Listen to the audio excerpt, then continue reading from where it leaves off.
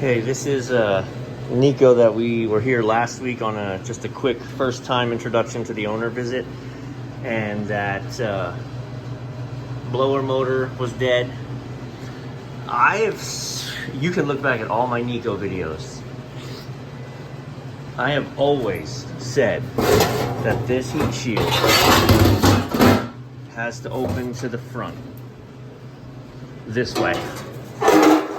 Nope, that's how it was, right? And then that's wrong. It needs to open to the front. And then one of you guys was like, hey, I've been dealing with Nieco for forever, and it actually goes this way. It doesn't go the other way. So I started looking into the manuals and the research, and sure enough, that is correct. So I started making phone calls to my franchise corporate people saying, hey, I was clearly taught to put it this way, and what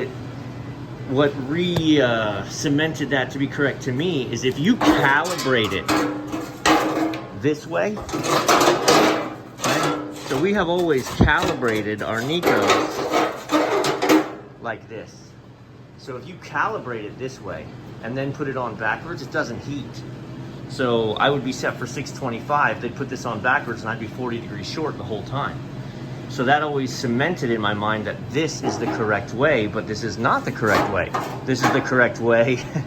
No, this is the incorrect way that you have to maintain being incorrect if you calibrated it wrong. So, always happy to say when I was incorrect.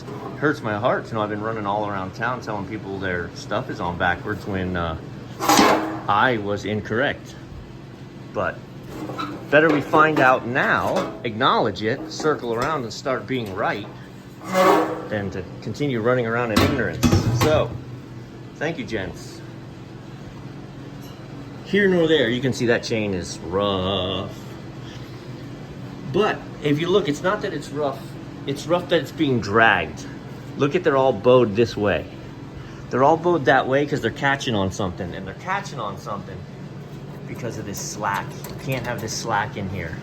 This bar goes up and down and puts tension on it, and what will happen is they'll change the chain, and it is difficult to cut this to the exact right link and then tension it. It's much easier to leave it one link long and then just try to tension it, but then it can't. They said they had this replaced several times, and within a few days it just ripped it off. So that's just a byproduct of not having it tensioned properly. So I've got a new chain. We'll get the left side in. We'll see if I can't get the right side tensioned a little better, so it doesn't look like I have much to work with there. Obviously, this needs a very good cleaning. I didn't bring my steamer today. They don't have a flat top at this location, so I'm here early and I've got to get this done before they fire up the kitchen. So we're gonna do, I've got the parts soaking in the back and some degreaser and some other tricky chemicals to take care of it. This is interesting. I'm going to assume that they've changed the flame sensor and just left the old one dangling. Who knows? Here we go. So here's the thing. It is a challenge to get this pulled to the proper tension, that all of these are sitting in with no extra slack.